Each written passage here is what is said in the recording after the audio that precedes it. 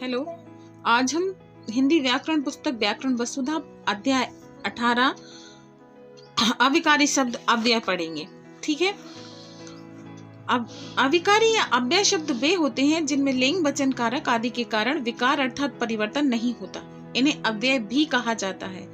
इनका अर्थ होता है व्यय ना होना अर्थात परिवर्तन ना होना, जिसमें किसी भी कंडीशन में किसी भी स्थिति में कोई परिवर्तन ना हो। जिस शब्द के अर्थ में वो कहलाते हैं अविकारी शब्द। अतः सरल शब्दों में इस प्रकार परिभाषित किया जा सकता है। अविकारी शब्द वे होते हैं जिनमें लिंग वचन कारक आदि के कारण कोई परिवर्तन नहीं होता। मैंने पहले बताया था, जिसमें कोई परिवर्तन ना हो किसी भी परिस्थिति में, वो कहलाते हैं अविकारी शब्द। अब हम पढ़ते हैं अविकारी शब्दों के भेद। अविकारी शब्दों के 5 भेद हैं। क्रिया विशेषण, संबंध बोधक, समुच्चय बोधक, विस्मयादि बोधक और 5वें हैं हमारे निपात। तो पहले हम देखते हैं क्रिया विशेषण। इसके नाम से स्पष्ट हो जाता है कि जो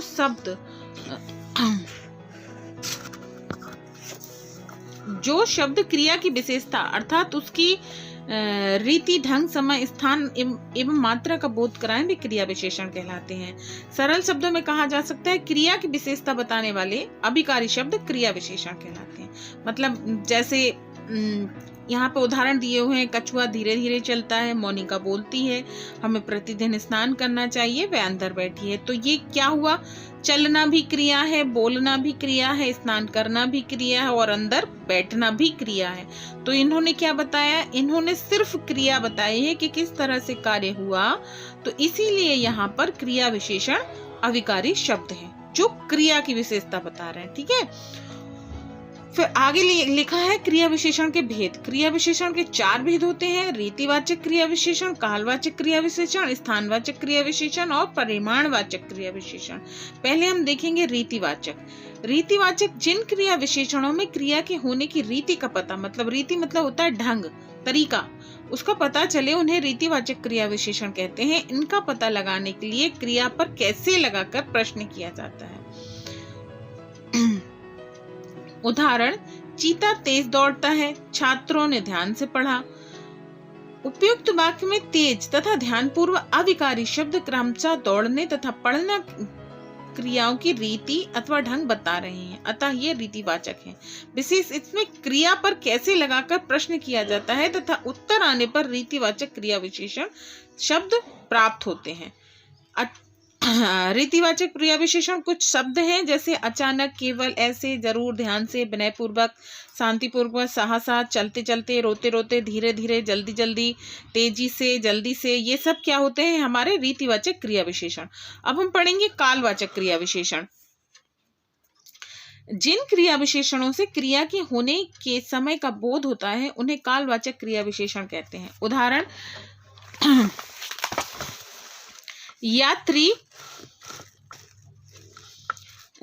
यात्री पेड़ के नीचे दिन भर सोता रहा, हमें प्रातःकाल व्यायाम करना चाहिए।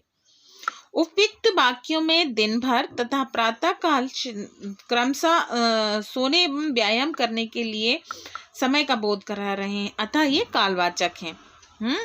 कालवाचक में कब लगा होता है। इन वाक्यों की पहचान कब से होती है। कुछ कालवाचक अन्य शब्द हैं, जैसे आज, सदा, कल, अभी अभी, पहले, तत्काल, हमेशा, नित्य, शीघ्र, फिर, बार। ये सब कालवाचक क्रिया विशेषण है। अब हम देखेंगे स्थानवाचक क्रिया विशेषण। जो अव्यय क्रिया के होने के स्थान पर दिशा का बोध कराते हैं उन्हें स्थानवाचक क्रिया विशेषण कहते हैं। जैसे गांव में हरियाली चारों ओर दिखाई देती है, आकाश दिन भर में यहाँ वहां घूमता रहा। तो यहाँ चारों ओर दिखाई देना और घूमना और यहाँ वहां, ये सब क्रिया विशेषण, स्थानवाचक क्रिया विशेषण है। यहाँ कहाँ लगने से प्रश्न किया जाता है।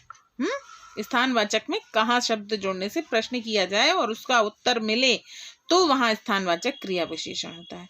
जैसे अब आप पूछेंगे कहाँ कैसे लगा दें, तो गांव में चारों ओर हरियाली है। हरियाली कहाँ है? पूछा ना, कहाँ है हरियाली? तो कहाँ जब शब्द आ गया और उसका उत्तर मिल जाए तो वहां हो जाएगा स्थानवाचक। जैसे दूसरा इन्होंने जो वाक्य दिया है, आकाश दिन भर में यहाँ वहां घूमता रहा, तो फिर वही आ गया कहाँ घूमता रहा। तो ये कहाँ जो शब्द का आंसर हमें जब मिल रहा है तो यहाँ हो रहा है स्थानवाचक क्रिया विशेषण। अब देखेंगे हम परिमाणवाचक क्रिया विशेषण। जिन क्रिया विशेषणों में क्रिया के परिमाण का बोध हो से परिमाणवाचक बोलते हैं। परिमाण मतलब होता है मात्रा। जहां मात्रा का पता चले, कितनी मात्रा है, कैसी मात्रा है, वहां पर हम बोलेंगे कि यहाँ परिमाणवाचक है। कहीं पर भी जहां मात्रा का आता है वहां पर परिमाणवाचक होता है। उदाहरण, बच्चों अब थोड़ा आराम कर लो, मनीषा बहुत ज्यादा बोलती है। तो यहाँ पर क्या होगा, मात्रा बता रहे हैं, थोड़ा और बहुत ज्यादा, ये दोनों ही मात्रा में आते हैं। कितनी मात्रा में बोलती है, बहुत ज्यादा मात्रा में बोलती है, बहुत थोड़ा आराम कर लो, यानी एक क्वांटिटी बता रहे हैं। तो यहाँ पर हमें कितना जो शब्द लगेगा ना, कितना लगाकर जब प्रश्न किया जाए और उसका आंसर आए तब वहां पर होता है हमारा परिमाणवाचक। जैसे कितना आराम किया, थोड़ा, कितना बोलती है, बहुत ज्यादा, ऐसे लगाकर जितने, जैसे कितनी सुंदर है, कितना अच्छा है। तो जब भी ये इस तरह से शब्द आए, हम माइंड में हमारे इस तरह के प्रश्न आएंगे और उनका आंसर जब हमें मिलेगा तो यहाँ पर होगा परिमाणवाचक क्रिया विशेषण। कुछ अन्य भी विशेषण होते हैं। विशेषण और क्रिया विशेषण में अंतर होता है।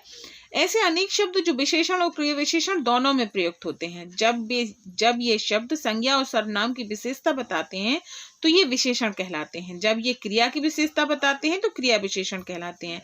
विशेषण, नीरज पढ़ाई में सबसे तेज विद्यार्थी है। क्रिया विशेषण, हिरन तेज दौड़ता है। विशेषण, गुलाब एक सुंदर फूल है, तुम बहुत सुंदर लिखती हो। ये क्रिया विशेषण है। अब हम दूसरा देखेंगे संबंध बोधक। संबंध बोधक में आएगा संबंध बोधक अर्थात संबंध का बोध कराने वाले शब्द।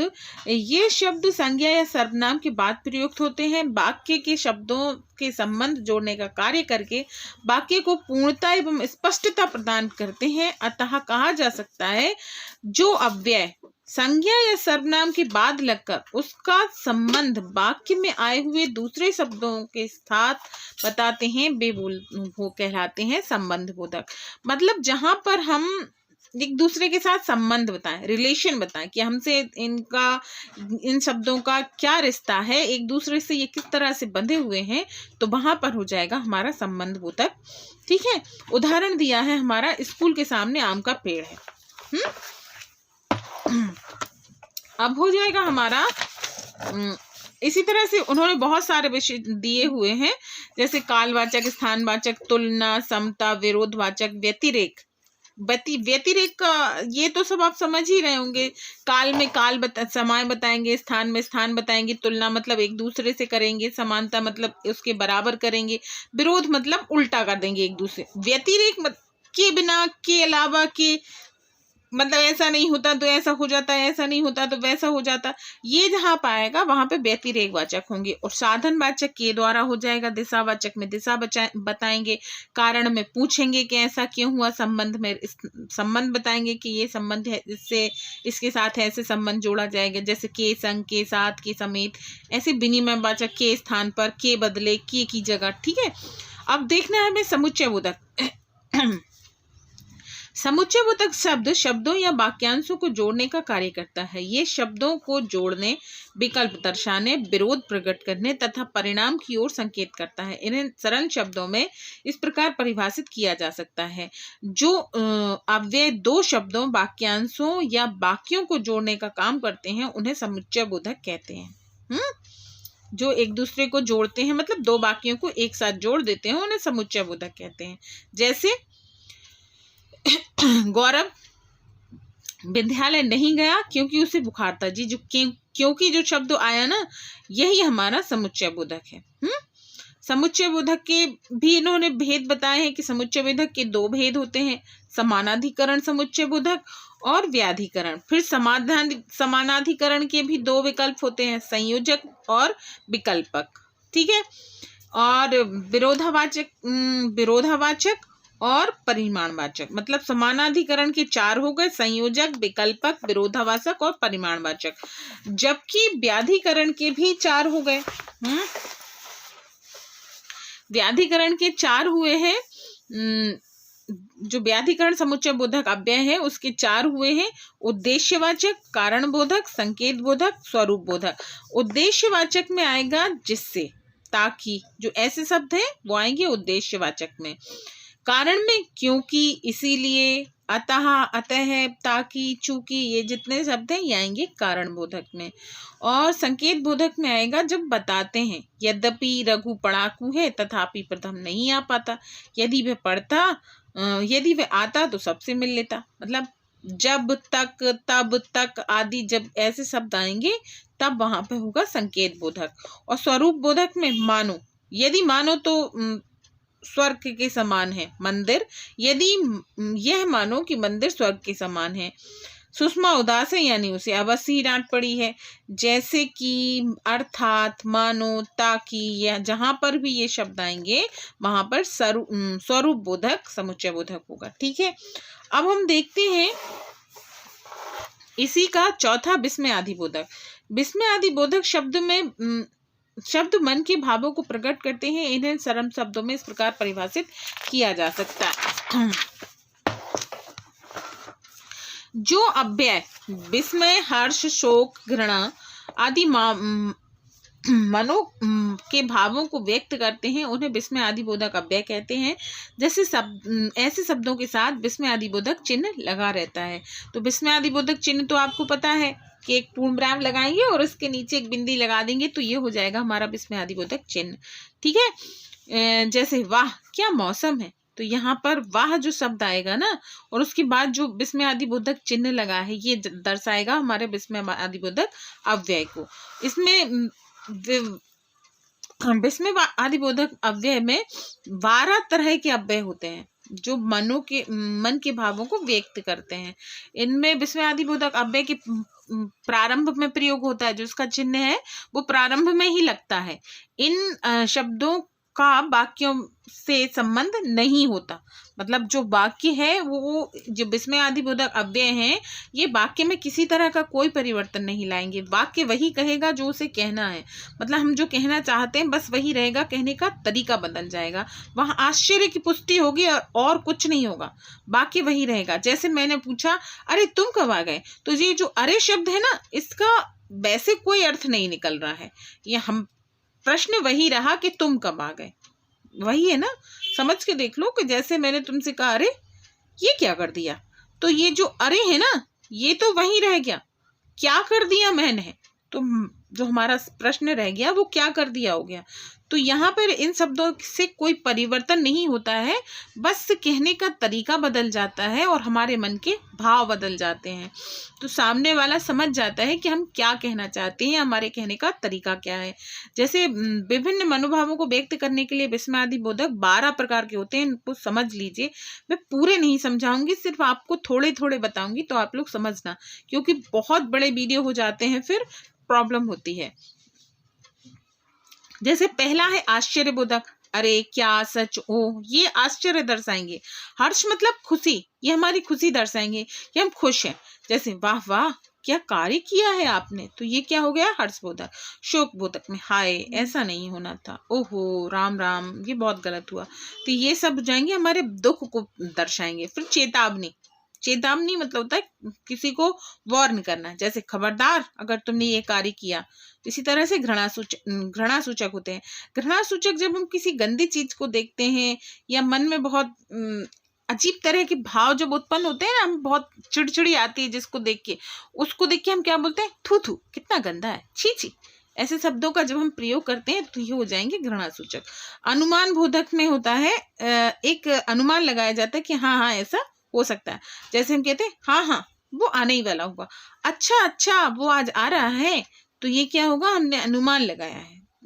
स्वीकृति बोधक हम स्वीकृति देते हैं अपनी, जैसे जी हाँ, अच्छा, हाँ, जरूर, ये हमारी स्वीकृति है। फिर संबंध सूचक हो जाएगा, संबंधन सूचक हो जाएगा, तो अरे ओ, हे, ओजी आदि जो शब्द हैं ये संबोधन सूचक हैं।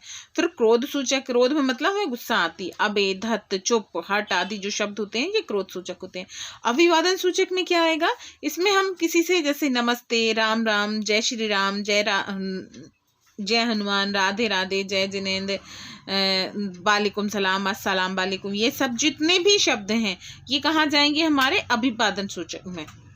यहाँ हम किसी से किसी को मतलब सम्मान दे रहे हैं। इच्छा सूचक में होता है कि हम चाहते हैं कि ऐसा हो जाए, हम अपनी इच्छा बता रहे हैं कि ऐसा हो जाए, जैसे काश भगवान ऐसा कर देता, काश ईश्वर कुछ ऐसा कर दे, तो ये सब जो हमारी इच्छाएं हैं।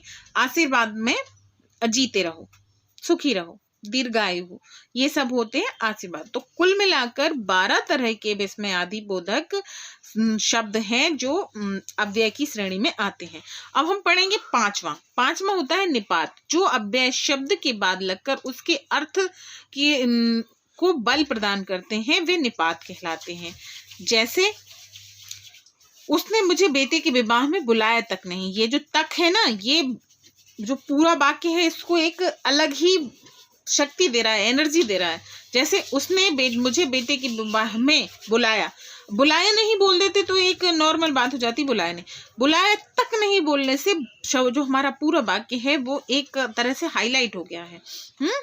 जैसे अगला दिया है, प्रधानाचार्य के आने भर की देरी थी, सब शांत हो गए, हमने ही वह प्रोजेक्ट पूरा किया था, कल मेरे नाना जी भी आएंगे। उपयुक्त वाक्यों में तक, भर, ही, भी आदि शब्द अर्थ को बल प्रदान कर रहे हैं, ये निपात कहलाते हैं। प्रमुख निपात होते हैं ही, भी, तो, भर, मात्र आदि। ठीक है, ये हमारा हो गया चैप्टर खत्म। अगले वीडियो में अगला चैप्टर। Okay, bye.